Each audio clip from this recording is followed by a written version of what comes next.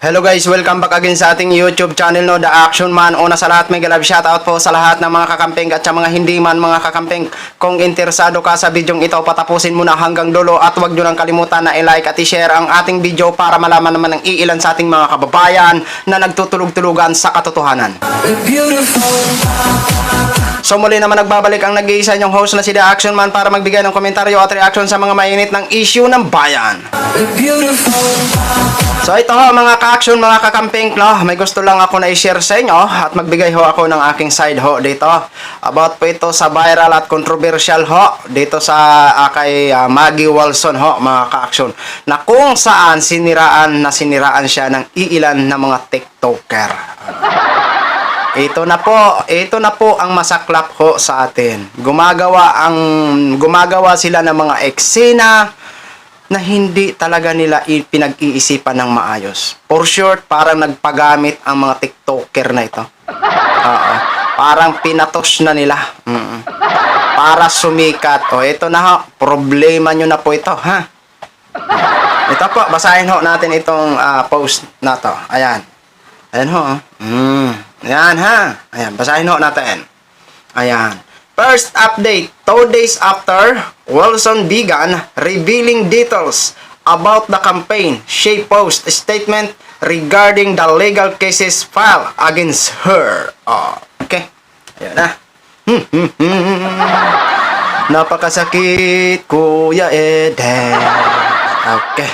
At ito yung mga tao na to. Ito yung mga tao na walang ginawa kung hindi manira na manira. Ito yun. Ito yun. Ayan. Naglabas din sila ng kanilang mga salooben. Basahin natin ang naging caption.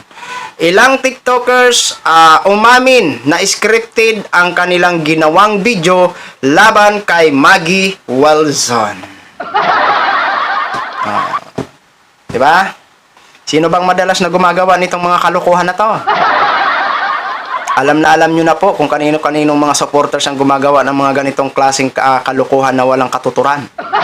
Oo, di ba? Gaya ho ng ginawa nito nila kay Attorney Leni Robredo. Ginawan ng mga issue na walang katotohanan. Oo.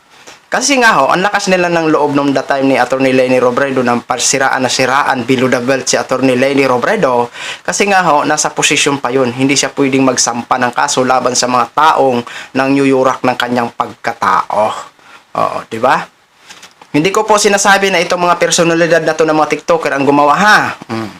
Ano lang ho natin, parang compare lang ho natin dati. Kumusta na po? Ito yung mga masakit sa atin na ilan sa mga kababayan na gustong sumikat. Sisikat nga ho kayo. Talagang sisikat ho kayo kasi nabandilas na kayo sa buong Pilipinas. Kaso nga lang, sa hindi tama at pagsisisihan nyo ang pagsisikat nyo. Di ba? Ano po, masaya na ba kayo ngayon? Ngayon, pag sinampahan ho kayo ng kaso, harapin nyo. Kasi hindi nga ho kayo nahiya na magkalat ng kasinungalingan sa social media eh. Di ba? Ito yung mga mahirap sa atin na kaya bayaran ang prinsipyo para gumawa lang ng kalukuhan sa social media. Di ba? Napakahirap nun. Ang sakit-sakit nun sa taong ginawan nyo, samantala kayo tuwang-tuwa. Tumatanggap ba kayo ng pera para manira ng sikat sa social media? Oo. Sikat ang tinira nyo, kaya sisikat din ho kayo. Pero yun nga lang, sa maling paraan. At alam ho namin na pagsisisihan yung ginawa nyo yan. Kaya karapat dapat lang ho kayo na managot, oy.